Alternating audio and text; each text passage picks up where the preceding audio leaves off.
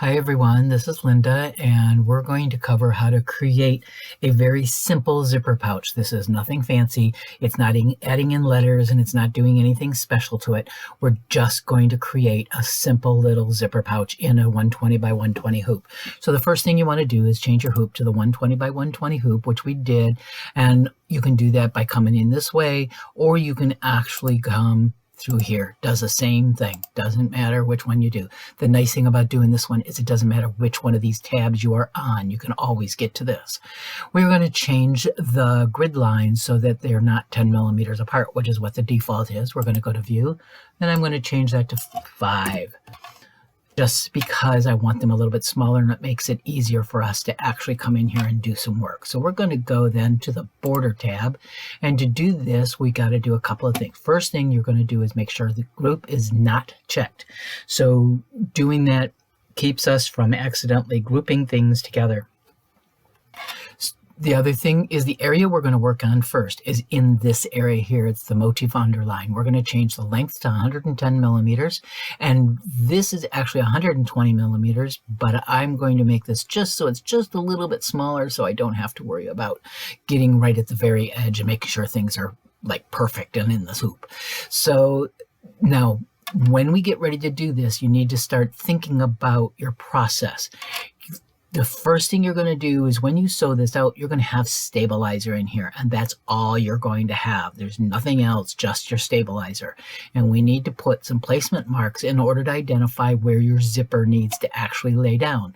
So to do that, we're going to go in here to select motif. And I'm got group is Husqvarna Viking, category is A, utility stitches, and I want stitch number 24, which is 6 millimeters. Those are basting stitches, easy to tear out when we're all done. So I'm going to hit OK, I'm going to hit apply, and it's going to pop on my screen, and I just want to move that up so that it is between this, just above that second grid line there. Remember, so it's just a little bit further away than 10 millimeters. It's probably closer to about 11 or somewhere in there. So we've got our first little line. This is a basting stitch. It's only sewing on the stabilizer. I need to have a second one on this other side so I know where to lay my zipper. I'm going to hit the right mouse button. I'm going to come into duplicate, and I now have a second one. I'm going to come down here, and I'm going to get it so that it is between just past that second grid line again, and I need to move it over to the left, and I'm using my arrow keys to move that. Trying to get in there and actually grab one of those lines is not always the easiest thing to do, so I like using my arrow keys when I have just a straight stitch. Now, something you need to take into consideration is going to be all the times that you have jump stitches with this. So I have a jump stitch. What's going to happen is, because this starts sewing here and sews to this side, right now there's a jump stitch that happens and it comes all the way over here and sews this way. So to eliminate that, all we have to do is hit the right mouse button. We're going to come up to properties, and we're going to make that a 180. I'm going to do OK. So let's see how this is going to sew out. It's going to actually sew left to right and then right to left. Sure makes it a whole lot easier than cutting out all those daggone jump stitches. So this again is only sewing on your tearaway stabilizer when you actually sew it out. Now I need to actually lay my zipper down and actually sew that zipper to the stabilizer so it doesn't move. So again, I don't care that it's real good stitches because I just need to base it down. So I can actually do a right mouse and I can do another duplicate. So I'm going to do duplicate, and I'm going to move that one up so it's between the second and third grid line. And move it over to the left a little bit. The other thing I need to do is I need to change the color, because what happens is when you're creating these, the blue stitch always sews first, and then it figures out what to do next, and we want to keep it from getting out of order on us, which it will do. So we're going to come over here and we're just going to change the color into maybe that pink there, and it doesn't really matter. It just needs to be a different color. That way it doesn't try and, when you export this, it doesn't try and combine all those stitches together and try and make things sew out in a different order that you don't really want. So now I've got that one there. So one of the things you got to take into consideration here is this is actually, because I duplicated this, guess what it's doing? It's sewing from this side to this side. Now I could move that up there, but I want it to make a really short little jump here. So I'm going to do a right mouse, I'm going to do properties, and I'm going to change that to 0. Now I need to duplicate that on the other side. So I'm going to do a right mouse again, and I'm going to do duplicate. I'm going to move this one up between that second and third grid line again. And so all that's going to do is it's going to sew this down and onto our zipper down and onto our zipper, or onto our stabilizer, sorry. So now the thing that you have to take into consider, remember, this one sews left to right, right to left, left to right. Because we duplicated this one, it's going to jump over here. So right mouse, properties, let's make it 180. So it's going to start sewing from over here. So you can always come in here and double check yourself and see how it's actually going to sew out. That's perfect.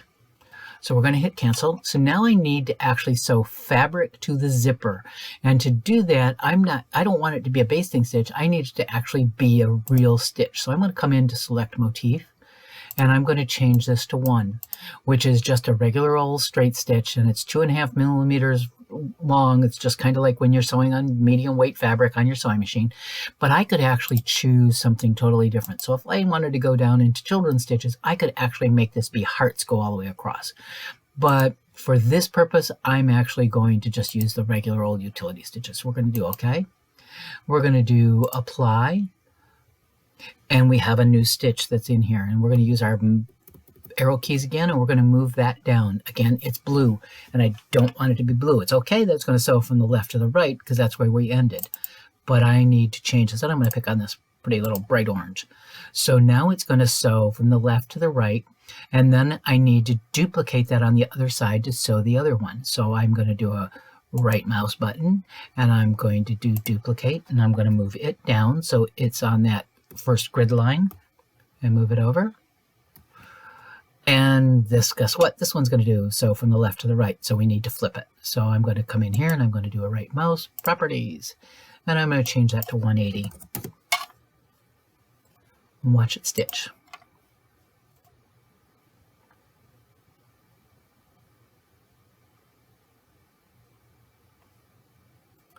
All right, so now the other thing we need to do is attach our back fabric. And to do that, we're going to use this area over here, which is our overall border.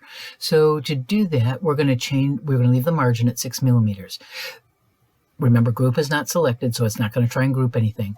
But the thing you have to remember when you're doing this is that if I don't unselect any stitches in here, it's going to create a border around the thing I have clicked on. So if I hit apply now, it's going to actually create a border around those stitches I have selected.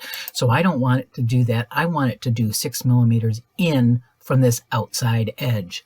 So I'm going to also come over here and I'm going to pick on a straight stitch or a running stitch. I could pick on triple, I could pick on anything else I wanted, but I just want a plain old stitch that's going to go around the outside edge. This time you're going to hit this apply instead of the apply over here. So we're going to hit apply, and I now have blue again, and I want to make sure I don't get that out of order, so we're going to hit OK. It should be okay because it's stitching on top of the other previous stitches, but if it wasn't, we've got it covered now. So now I should be able to play this, and it's going to sew out, and I'm going to see, let's see, and it's going to sew.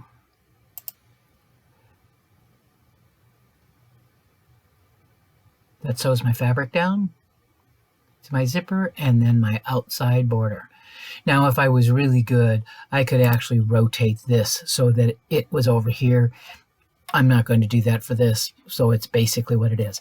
So now you want to make sure that you export it or save as and save it into someplace you can find it again. I'm not going to save it again. And then don't forget you need to export it in order to change it. And you're going to change it to a VP3. Now, that's basically all there is to it.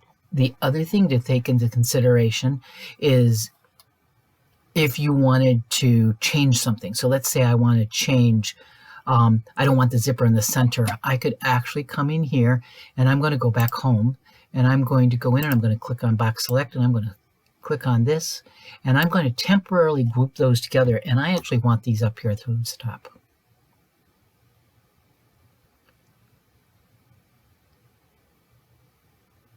instead of down at the center.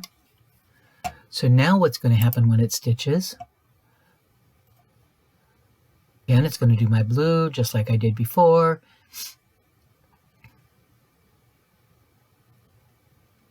And stitch all the way around. Okay, so you have those capabilities. So thanks for watching, and I hope you learned something from this. Thanks.